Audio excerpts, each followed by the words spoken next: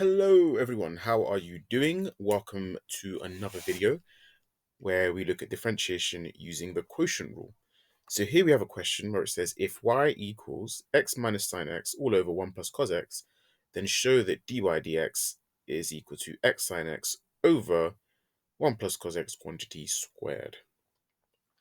So it's the quotient rule, but after we finish the differentiation, we've got to make sure that our manipulation, our algebraic manipulation, is also sublime. So let's do it. We're going to let u equal the top. So x minus sine x. And then we're going to let v equal the bottom, the denominator, 1 plus cos x. So that means that du by dx is equal to 1 minus cos x. And then dv by dx is equal to minus sine x. Okay. Then, again, our quotient rule, I'm going to write it out. It's always good to write it out. Is equal to v multiplied by du dx minus u by dv dx all over v squared. Okay, so that's going to be v, which is 1 plus cos x, multiplied by du dx, which is 1 minus cos x,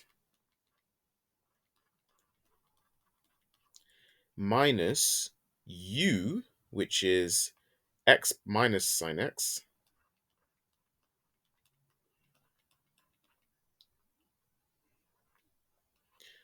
multiplied by dv dx, which is minus sine x.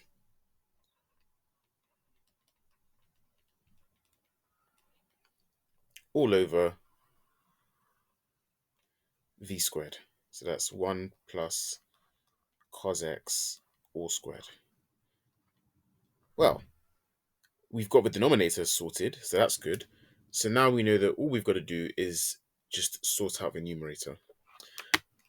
So at this stage, it's differentiated, but we need to make sure that it's equal to the expression that we've been asked to show. So if I expand and simplify the top is 1 plus cos x times 1 minus cos x. That's a difference of 2 squares. So that's 1 minus cos squared x.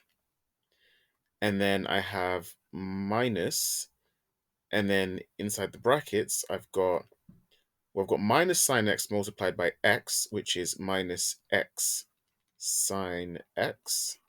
And I've also got minus sine x multiplied by minus sine x, which is plus sine squared x.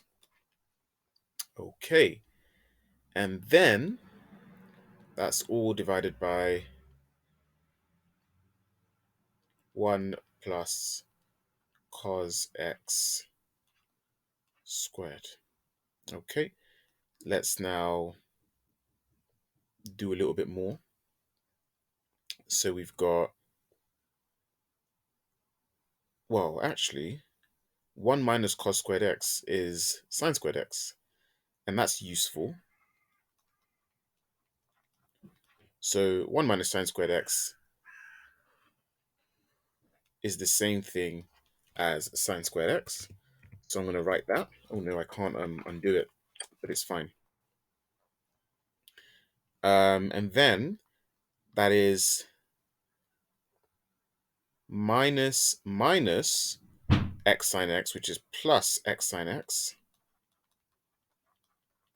And then it's minus sine squared x.